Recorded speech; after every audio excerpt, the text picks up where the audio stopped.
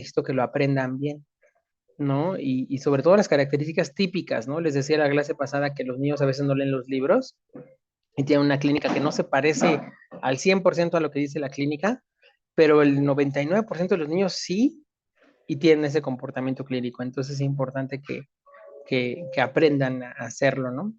Y el consejo que les doy siempre es que escuchen muchos corazones, muchos. Escúchense ustedes mismos, escuchen a su familia, escuchen a sus primos, a sus sobrinos, si tienen sobrinitos recién nacidos, escúchenlos. Aprendan a escuchar corazones sanos, para que el día que escuchen un corazón que no es sano, tal vez no sepan qué están escuchando, pero sepan que no es normal, ¿no? Y no dejen que llegue a los 10 años sin que nadie les diga que está enfermo del corazón. O sea, a lo mejor no pueden saber qué es, pero tienen que orientarlo de forma adecuada, ¿no? Y decirle que piensa que lo ve un cardiólogo o no. Y no nada más dejarlo así como, ah, sí, lo vamos a estar revisando, señora, y mientras no se canse o no se ponga morado, va a estar bien. O sea, obviamente no, ¿no? Entonces hay que cambiar esa forma de ser. Créanme que, aunque estamos en 2023, ya les ha tocado verlo aquí, ¿no? Niños que llegan de 10, 8 años y nadie les ha dicho que ese soplo que tienen es patológico. Con todo y que tienen frémito, que los tocas y vibran, ¿no? O sea, es bien importante eso, ¿no? Y por extraño que parezca también los cianóticos, ¿no? Me han llegado niños cianóticos de 4 o 7 años.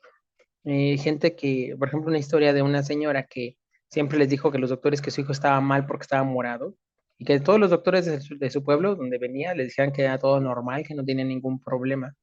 Y la señora insistió hasta que pues ella solita decidió venirse acá a la ciudad y lo vimos, y pues ya tenía una conexión anómala. El pobre morro de 7 años, todo cianótico, y pues yo le dije, no, pues señora, pues sí está enfermo, ¿no? O sea, usted tiene razón. Y entonces, así de verdad me dijo, no, doctor, si le dijera a todos los doctores que lo han visto y me han dicho que mi hijo está normal y que no se le tiene que hacer nada, y yo le dije, no, pues está muy mal, ¿no? Entonces, no se confíen de las cardiopatías. Recuerden que muchas son asintomáticas y eso también es importante recordarlo, ¿no?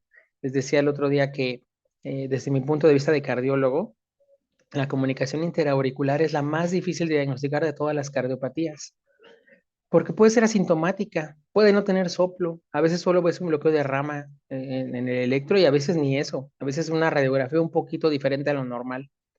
En cambio, los niños cianóticos, los niños con falla cardíaca y todos son fáciles de sospechar que están enfermos porque tienen muchos síntomas, pero la sella es lo más difícil de diagnosticar. Entonces hay que aprender bien las características de cada cardiopatía, ¿vale? Entonces vamos a empezar a hacer la revisión de este examen rápidamente. Chun, chun, chun. Vamos a empezar con Abby. Tienes un masculino de 14 años de edad que es conocido como sano. Es referido del centro de salud porque encontraron la tensión elevada por arriba del percentil 95. Es sano, está despierto, activo, reactivo y no tiene cianosis. El precordio es nuevo dinámico. Tiene un soplo en el espacio interescapular que impresiona continuo y los pulsos son débiles en los miembros inferiores. ¿Qué esperarías encontrar en la radiografía? Ay, Ay, pues Dios. yo, yo puse flujo pulmonar disminuido, pero la verdad es que no, no sé, la radiografía realmente no puedes ver el flujo, sí. O O sea, no, sea, no si la puedes radiografía... verlo así Ajá. y decir, ay, tiene flujo pulmonar disminuido. Sí, se puede. O sea, la pregunta es la siguiente, o sea, es una pregunta doble. Para empezar, ¿qué piensas que tenga el niño? Pues yo pensé en alguna comunicación, eh, pues CIA o CIB. La ¿CIA verdad o CIB? me costó trabajo, bueno, no le entendí, pero Ah, solamente ok. porque sin cianosis, pues ya estoy esperando algo como con un flujo pulmonar. No sé, Ok, bueno, la es que ahí verdad. vas, ya no, ya tocaste el primer Sí, punto. ahí ya me confundí. No, no, no, no, no, no, al contrario, ahí vas bien. Vas empezando y lo primero que tienes que hacer, acuérdate siempre, es decir si tiene cianosis o no tiene cianosis. Ya Ujú. dijiste, no tiene cianosis. Si no tiene Ajá, cianosis, solo hay dos opciones, flujo aumentado o flujo normal. ajá. Nada más. Entonces ahí ya la cagaste porque no puede ser flujo disminuido, Sí. ¿no? David,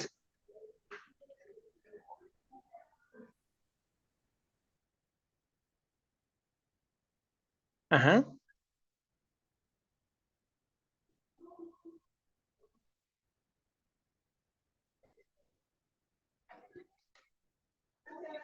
¿no? Exacto, ya lo dijiste, es la única cardiopatía que se caracteriza por tener pulsos fácilmente palpables en las extremidades superiores y pulsos débiles en las inferiores, es la coartación. Es la única, no hay otra, ¿no? Y de hecho, generalmente acuérdense que por eso la presión arriba está elevada, porque está el arco aórtico, está la coartación. Entonces, todo lo que está antes de la coartación, la presión está elevada. Entonces, generalmente ahí está la subclavia, la carótida, y entonces los miembros superiores tienen la presión elevada, mientras que los miembros inferiores tienen la presión disminuida, ¿no? Así de sencillo, y por eso los pulsos son diferentes, se palpan arriba fácil y abajo no se palpan. Pues efectivamente es una coartación aórtica, como bien lo dijiste, David, no hay otro, es un signo clínico típico de la coartación aórtica, se lo tienen que aprender bien, ¿sale? Es la única cardiopatía que tiene este comportamiento. Y entonces, continuando con lo de la fisiopato, les digo que por eso es importante la clasificación. Es una náusea nosante y sospechas coartación aórtica. ¿Cómo esperar en el flujo pulmonar?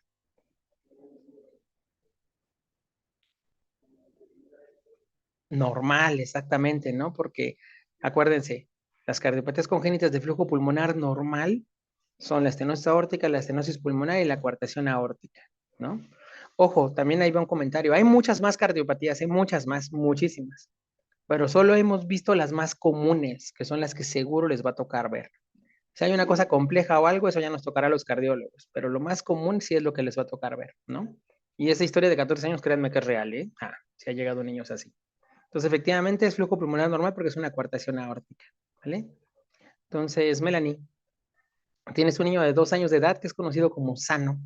Tiene fatiga y peso bajo, además de que suda con las actividades físicas, está despierto, activo, reactivo, no tiene cianosis.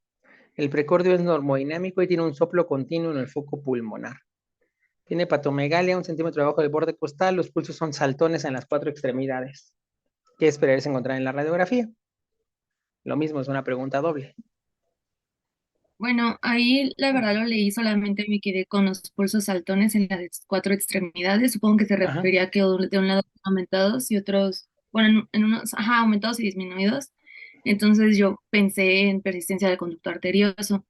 Entonces, pues ahí, bueno, puse otra cosa, pero yo digo que es cardiomegalia, tal vez. Ajá. Sí, exactamente, Ah, ¿no? sí. Bueno, Sí, pero no, sí la estás tengo mal. bien. No, la tienes mal. Bueno, es que siempre les digo que a veces cuando analizo, una cosa es lo que hayan puesto en el examen y otra cosa es lo que analicemos aquí, ¿no? Porque aquí no se trata de que respondamos las preguntas con conciencia. Y lo mismo, es la misma lógica. Primera pregunta, ¿tiene cianosis o no? No tiene cianosis. Por lo tanto, o va a ser de flujo aumentado o de flujo normal, ¿no? Segundo, el niño tiene datos de insuficiencia cardíaca. Eso es bien importante. El niño se cansa, se fatiga, tiene patomegalia. Y acuérdense siempre el tip, insuficiencia cardíaca equivale a cardiomegalia. Siempre va a haber cardiomegalia, el corazón va a estar grande porque el niño tiene insuficiencia cardíaca. Entonces eso es bien importante. Y luego tienen el plus de dos cosas. Uno, un soplo continuo en máquina de vapor. O sea, recuerden, no hay otra enfermedad que tenga ese tipo de soplo. Es el conducto arterioso. Y el segundo tip son los pulsos saltones, igual. Pulsos saltones quiere decir que ustedes lo palpan y sienten fácilmente el pulso. Si ahora si nos toca algún niño con conducto arterioso mientras rotan, les voy a pedir que comparen los pulsos del niño con los de ustedes. Y van a sentir como el pulso del niño es bien fácil de palpar. Eso se le llama el pulso saltón. Se palpa así muy, muy fácilmente, como si estuviera hipertenso, no lo sé. ¿Vale? La siguiente pregunta para Stephanie.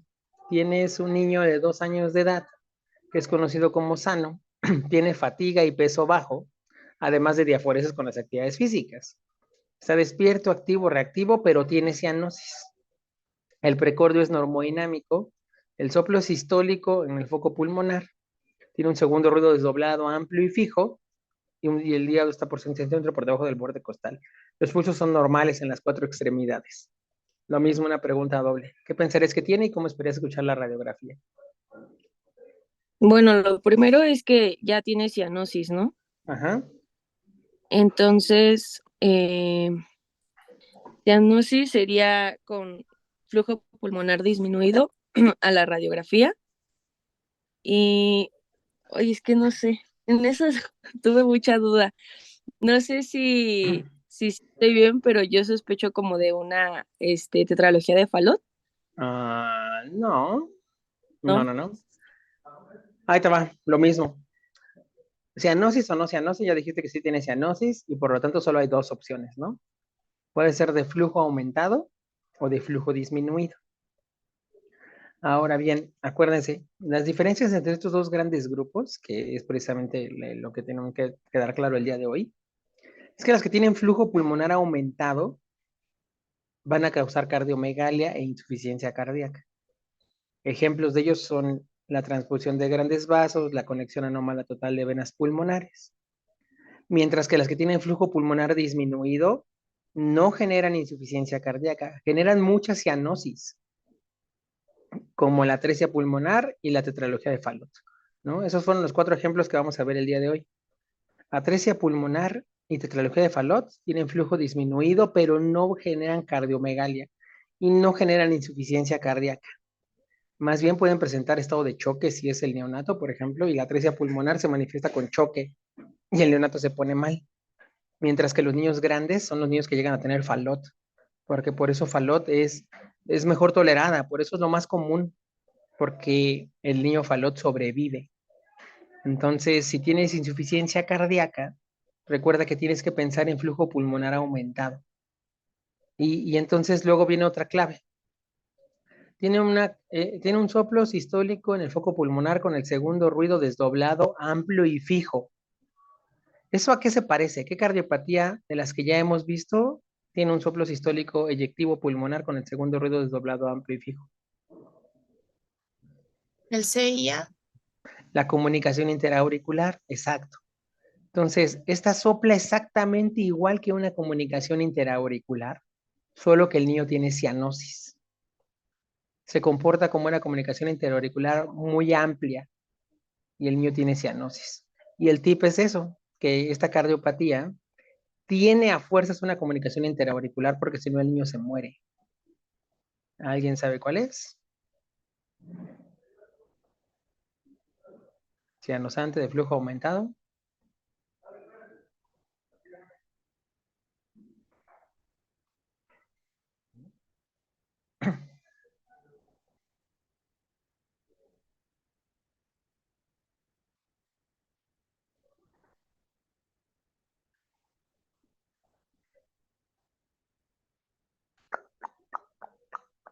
¿No es atresia pulmonar? No. ¿No es la conexión anómala de venas pulmonares?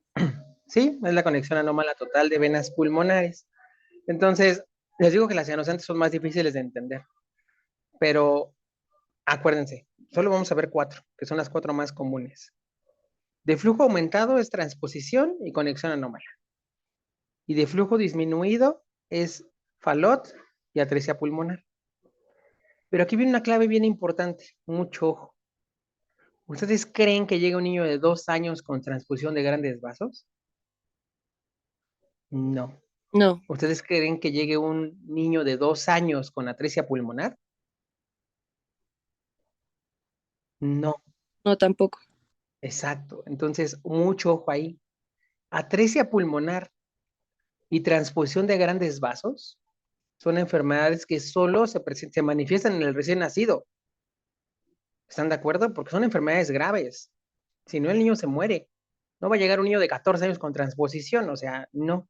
No va a llegar un niño de 14 años con atresia pulmonar. ¿Puede llegar un niño de 14 años con Fallot? Sí. ¿Puede llegar un niño con conexión anómala? Sí. Entonces, la edad también es un factor bien importante en las cardiopatías congénitas. Las cardiopatías cianosantes del recién nacido son muy graves. Y las dos más comunes y más graves son la atresia pulmonar y la transfusión de grandes vasos. Por eso son las que tienen que dominar. Ajá. Entonces, si este niño tiene 2 años, no pensaría en transposición ni atresia pulmonar de cajón, y eso les dejaría Fallot y conexión anómala, y pues entonces sería la conexión anómala porque es la que causa insuficiencia cardíaca. Entonces, si se fijan, tienen muchas como formas de llegar a una conclusión de qué puede ser. Pueden pensar en la edad, pueden pensar si tiene cianosis o no, pueden pensar si tiene insuficiencia cardíaca o no. Y nada más ahí sí, tienen que echar un poquito de lectura a ver cuál es el comportamiento clínico de cada una para resolver estas preguntas, ¿no? Siguiente pregunta. Angeli Romero. Tienes un niño de 2 días de edad que fue obtenido por parto, pesó 2,500, midió 49 centímetros, tuvo Apgar de 8,8, pero tiene cianosis en el reposo que aumenta con el llanto. Está despierto, activo, reactivo y tiene cianosis de 2 cruces. El precordio es normodinámico y tú escuchas un soplo continuo en el foco pulmonar. El segundo ruido es único y los pulsos son normales en las 4 extremidades. ¿Qué esperarías encontrar en la radiografía? Pues yo puse que un flujo pulmonar disminuido, porque pensé que era una atresia pulmonar. Exactamente, muy bien. Justo lo que acabamos de decir, ¿no? O sea, si es una cardiopatía sinusante en el recién nacido, todo lo de dos sopas, transposición o atresia pulmonar. El niño de transposición va a tener datos de insuficiencia cardíaca, va a tener cardiomegalia, la imagen de huevo pendulante, mientras que el niño con atresia pulmonar va a estar muy cianótico, el corazón no va a tener cardiomegalia, el flujo pulmonar va a estar disminuido y se puede presentar con datos de choque. Entonces, efectivamente, la respuesta es flujo pulmonar disminuido. Si alguien puso imagen de zapato sueco, también podría estar bien, ¿eh? Ese es un error mío que hasta ya cuando hago la revisión me doy cuenta, porque también podría ser un falot muy extremo. Acuérdense que ya lo dijo su compañera en el video, ¿no? La diferencia entre falot extremo y atresia pulmonar es que en la atresia pulmonar de plano ya no hay continuidad hacia el pulmón. Mientras que en el falot extremo pues está la CIB, una estenosis pulmonar muy crítica, y pues también podría pasar como un falot. Entonces esa tendría dos respuestas, pero la correcta es el flujo pulmonar disminuido porque efectivamente es una atresia pulmonar, ¿no? Ok, Jairo, tienes un niño de 2 años de edad que es conocido como sano. Tiene cianosis en el reposo y ha tenido eventos donde pierde la conciencia posterior a un esfuerzo o llanto. Está despierto, activo, reactivo, tiene cianosis de 2 cruces, el precordio es normodinámico, el soplo es sistólico y activo en el foco pulmonar y los pulsos son normales en las 4 extremidades. ¿Qué esperarías encontrar en la radiografía? No, se me complicaron mucho esas preguntas, pero en esa yo pensé en tetralogía. Ok, ¿y por qué pensaste en tetralogía? ¿Estás bien, pues? ¿Mande? Sí, estás bien, pero ¿por qué pensaste en tetralogía? Bueno, primero pues porque tiene cianosis, o sea, como que Ajá, también el soplo sistólico y activo en el foco pulmonar por ujú, la estenosis ajá, exactamente. y, pues por las acropaquias también como que me fui por ahí. Ande- Exacto. Y, y le puse, creo que le puse ahí imagen de zapato sueco.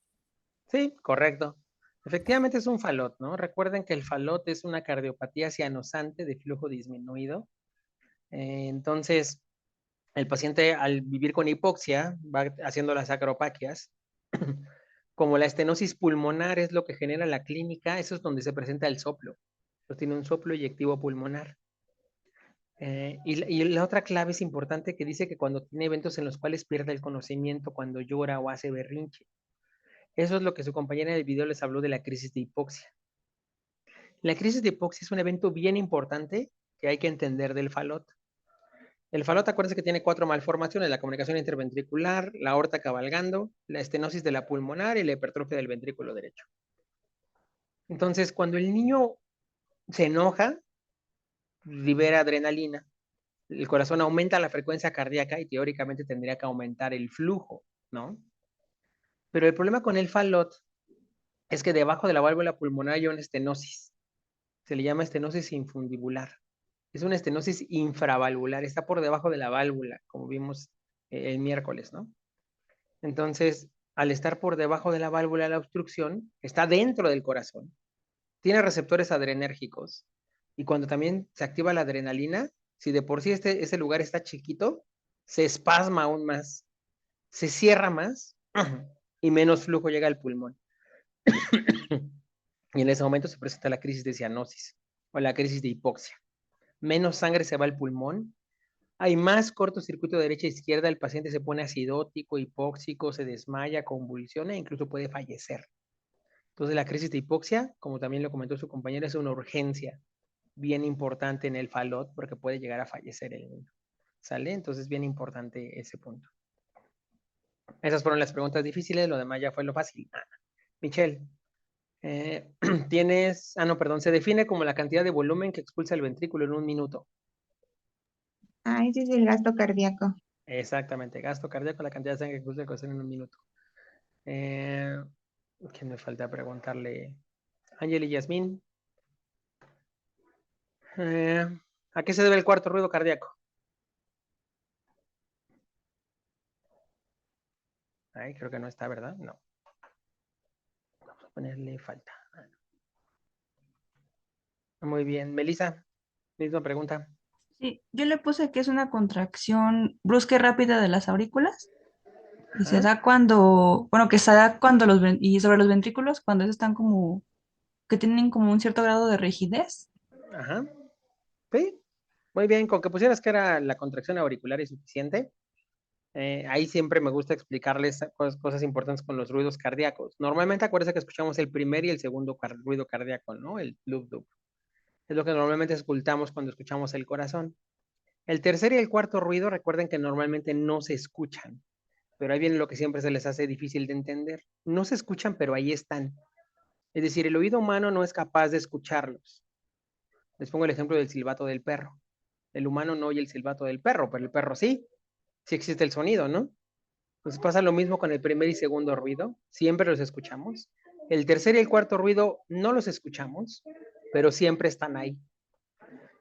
Si los escuchamos, es porque algo no está bien, ¿verdad? Es porque por alguna razón el tercer ruido se ve que el llenado ventricular rápido de la sangre golpea el ventrículo y lo escuchamos.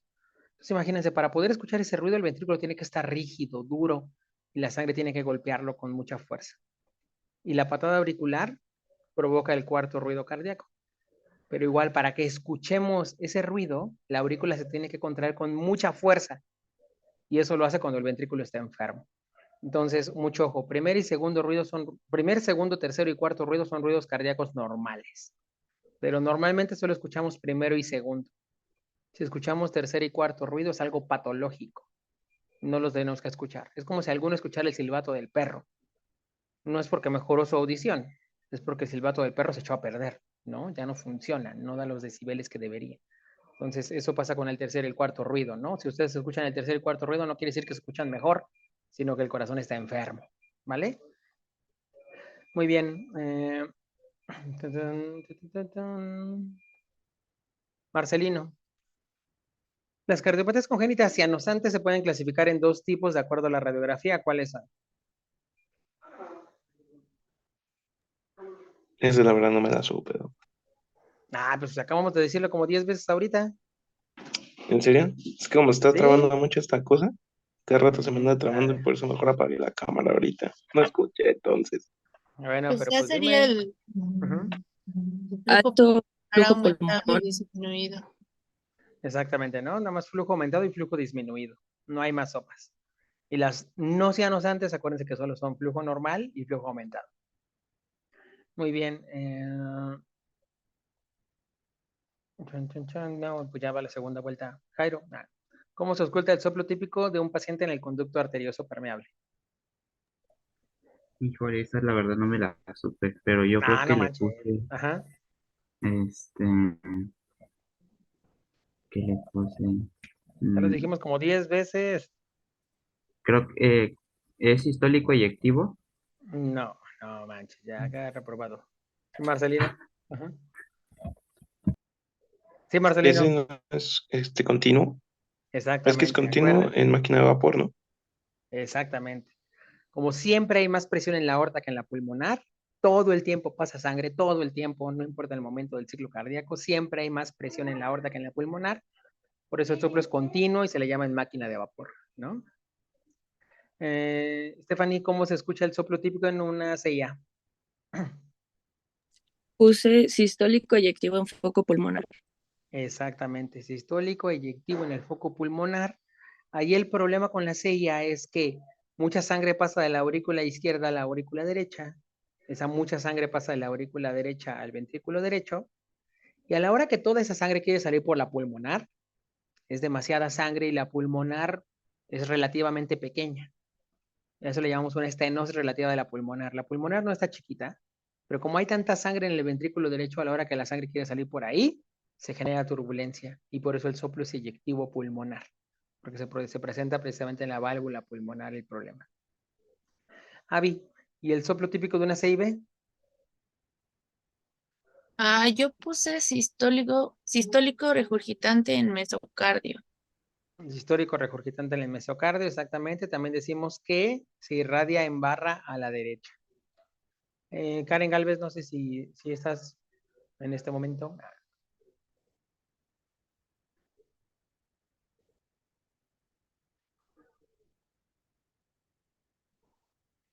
Y si no, bueno, entonces Melissa. ¿Cuál es la cardiopatía congénita cianosante más frecuente en los recién nacidos? Yo le puse tetralogía de Fallot. Mal. No No. es transposición, Ajá, sí. transposición de grandes vasos, Sí. ¿Por qué no es Fallot? porque creo que Falod era a partir del año en adelante y Ajá. transposiciones del año para atrás. Exactamente. Ahí les va, mucho ojo para todos. Eso es un dato epidemiológico importante que tienen que saber. De todos los humanos que nacen, la cardiopatía cianosante más frecuente es la transposición de grandes vasos. Es lo más frecuente, es lo más común de las cianosantes, la transfusión de grandes vasos. Pero acuérdense lo que dijimos hace rato, ¿no? La transfusión de grandes vasos y la atresia pulmonar son del recién nacido y son graves. Y desgraciadamente muchos neonatos fallecen de transfusión de grandes vasos. Es más, dice la bibliografía que el 50% de los niños que nacen con transposición mueren durante el primer mes. El 80% muere durante el primer año y a los 4 años de vida ya no hay ningún transpuesto vivo, todos se mueren. Entonces eso es bien importante entender. O sea, imagínense la importancia de la transposición. Es la cardiopatía cianosante más frecuente en los recién nacidos, pero como desgraciadamente los niños se mueren por mil razones, ¿eh? Porque no los diagnostican a tiempo, porque no consiguen una atención temprana, porque no consiguen un hospital donde los operen, muchos de ellos fallecen. Eso ocasiona que el Fallot, después del año de edad, sea la cardiopatía cianosante más frecuente. ¿Por qué? ¿Qué creen? Los Fallot no se mueren. Los Fallots aguantan vara y los Fallots pueden andar por su casa y así. Les digo que llegan a los 4 o 5 años a que alguien les diga que tienen Fallot porque nadie se los ha dicho. Entonces es una diferencia bien importante en estas dos patologías. Atresia pulmonar y transposición de grandes vasos son cardiopatías congénitas del neonato, que si no las diagnostican a tiempo, el niño fallece. Entonces es bien importante diagnosticarlas de forma temprana. De ahí que hay que hacer énfasis en el tamizaje neonatal de cardiopatías congénitas. Les pedía creo que a todos los equipos que corrigieran la parte de su carpeta para que sepan cómo se hace el tamizaje. El tamizaje neonatal de cardiopatías congénitas no se llama tamiz cardíaco como la gente la dice. El nombre completo es el tamizaje neonatal de cardiopatías congénitas complejas y cianosantes. Lo único que hacen es saturar al niño arriba y abajo. Y si esa saturación no es arriba de 90, el niño tiene algo, o es algo pulmonar o algo cardíaco, pero no está bien, ¿no? En eso consiste ese tamiz, ¿no? Hay que verlo y el chiste es detectar ese tipo de cardiopatías porque pueden llegar a fallecer, ¿vale? David, ¿cuál es la presión de la aorta en la diástole en un sujeto adulto, sujeto anatómico y sano? 80, ¿no? Siempre les digo eso, que a veces toman la presión y ni siquiera saben para qué la toman. Acuérdense que la presión es un reflejo hemodinámico. La presión sistólica representa la presión sistólica del ventrículo izquierdo, mientras que la presión diastólica que registran representa la tensión del vaso. ¿Pero de cuál vaso? Pues de la aorta, porque es el vaso que nos interesa, es el vaso que distribuye la sangre. Y luego dicen, bueno, ¿por qué de la aorta si me la toman en el braquial o en la pedia o en la muñeca? Porque acuérdense que un líquido en un contenedor cerrado ejerce la misma presión en todas direcciones y en todos sentidos. Y si ustedes registran la presión en el radio, en el brazo, en la pierna, teóricamente tiene que ser la misma que la aorta. Por eso tomamos la presión, ¿vale? La número 15 para Avi. No sé, Avi ya te pregunté mucho. Para Michelle. Mitch, ¿cuál es la presión del ventrículo izquierdo en diástole? Ay, yo tuve duda, porque según yo era de 15 a 12 Ajá. en la diástole, entonces pues cercana a cero, porque los otros ya era 60, 80 y 120. Exactamente, muy bien. Esa es una parte muy importante del ciclo cardíaco. Por eso es bien esta parte de cardiopatía senosantes, porque de repente no saben ni cómo funciona bien el corazón y se empiezan a inventar unas cosas bien extrañas y se les olvida una parte bien fundamental que vieron en la primaria, de que la sangre y cualquier fluido siempre baja de mayor a menor presión, ¿no? Eso todo el mundo lo sabe, de mayor a menor presión. Si en la diástole el ventrículo izquierdo y el ventrículo derecho se tienen que llenar de sangre, quiere decir que hay más presión en la aurícula, ¿no? Y si las presiones de la aurícula son como de 8 o 10, pues entonces la presión del ventrículo no puede ser 80, no puede ser 100, o sea, la presión del ventrículo es muy baja en la diástole, casi muy cercana a cero, nunca es cero, porque también recuerden que la sangre no es agua, sino un fluido, y entonces hay presión oncótica, osmótica, coloidosmótica, hidrostática, y todo lo que quieran, y entonces la presión nunca es cero porque siempre hay un volumen residual, pero es muy cercana a cero. Algunas bibliografías, como comenta Mills, dicen que es como de 10 o de 12, pero también están un poco fumadas, ¿no? Es mucho más baja, generalmente es como 4 o 2, ¿no? Y eso me dio por cateterismo. Entonces, muy bien. Y la 14, es una pregunta, se las dejo abierta al público, quien la quiere responder. Ojo, en un paciente que tiene soplo, le toman una radiografía y observan que el hígado está a la derecha, la cámara gástrica a la izquierda, el bronquio derecho es más grueso y vertical y el izquierdo es delgado y horizontal, pero el corazón se observa a la izquierda, con la punta apuntando hacia la izquierda. ¿Cuál es el situs de este paciente y cuál es la posición del corazón? ¿Qué es el situs? ¿Alguien sabe?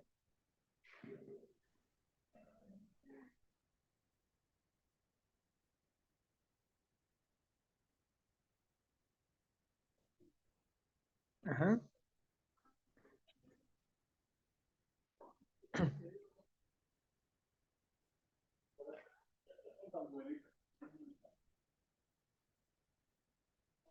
Ok, muy bien. Exactamente, eso es en lo correcto. Bueno, no en el situs, ahí sí te equivocaste. Pero efectivamente, el situs es la localización de los órganos con respecto a la línea media. Rápidamente. Mande Marcelino. Corre, corre. Perdón. Pero por cómo lo describí todo eso no sería solium, o sea, sería citosolium, porque está pues normal, ¿no? Sí, exacto, todo está normal. Por eso le digo a David que todo iba bien, nada más se equivocó en el situs. Efectivamente. Acuérdense que situs quiere decir la posición que ocupan los órganos en el espacio respecto a la línea media. Y les decía que la idea, la idea principal de que sepan esto es que tienen que saber que por fuera somos más o menos simétricos, ¿no? Acuérdense, tenemos un ojo más chiquito, una pierna más chiquita, lo que sea, pero por dentro nuestros órganos son diferentes, ¿no? Tanto que tenemos un pulmón de 3 lóbulos o un pulmón de 2 lóbulos, ¿no? Un bronquio más grueso, un bronquio más delgado. El hígado está a la derecha, mientras que el vaso está a la izquierda. Y existen teorías que hablan sobre la lateralización de los órganos a la hora que nos formamos. Entonces, el situs habitual, es decir, la posición habitual de los órganos, le llamamos situs solitus, como en este paciente. Todo está bien acomodado. Entonces, el situs es solitus, está normal. Cuando todos los órganos están al revés, le llamamos situs inversus. Todos los órganos están completamente al revés. Esto no es una enfermedad, solo se orientó diferente, ¿no? Hay otros tipos de situs, como comenta David, donde a veces no se forma el vaso y los órganos tienen características derechas. Las dos aurículas son derechas, los dos ventrículos son derechos, hay un hígado grandote. Y como solo se forman órganos derechos, no se forma el vaso. Y hay otras enfermedades donde se forman los órganos izquierdos, entonces hay dos aurículas izquierdas, dos ventrículos izquierdos, un vaso chiquito, perdón, un hígado chiquito y muchos vasos, porque el vaso es un órgano izquierdo, ¿no? Y obviamente eso sí se acompañan de malformaciones, eso sí hay que estarlos estudiando, y eso son cosas complejas. Entonces, nada más es un repaso de anatomía de primer año de la carrera. Recuerden que el situs se refiere a la posición de los órganos. Y una cosa importante que siempre me gusta hacer énfasis aquí en cardiología pediátrica es que los niños tienen malformaciones. Y los niños tienen a veces los órganos en otro lugar donde no les corresponde y salen de lo normal. Y entonces, eso siempre tiene que estar en su mente, ¿no? Que si llega un adulto de 60 años y así, pues lo más seguro es que tenga sus órganos normales, ¿no? Porque toda la vida ha estado así, pero los niños no. Entonces, mucho ojo con las radiografías, porque a veces las ponen hasta al revés. Me ha pasado aquí en el hospital que les pido radiografía a los niños y veo su radiografía y está normal. Y a la hora que reviso al niño, digo, ah, chinga, si el corazón está a la derecha, ya tengo que ir al de rayos X. Oye, una pregunta, ¿invertiste la imagen? Ay, es que pensé que estaba al revés. Y ellos mismos voltean la imagen de la radiografía, ¿no? Entonces, mucho ojo. Entonces, una parte importante de la exploración física, palpen siempre dónde está el choque de la punta para que sepan si de verdad el corazón está a la izquierda para empezar, ¿no? Entonces, ya. ¿Dudas o preguntas del examen? No, bueno, pues creo que no les ha ido tan mal. Nah, me parece que han leído más o menos bien las cardiopatías congénitas. De todas formas, les digo, el martes nos vemos aquí para hacer también un repaso de las cardiopatías. Lo hacemos antes del examen para que les ayude un poquito en su examen si es que vienen cardiopatías congénitas, si es que el 75% del examen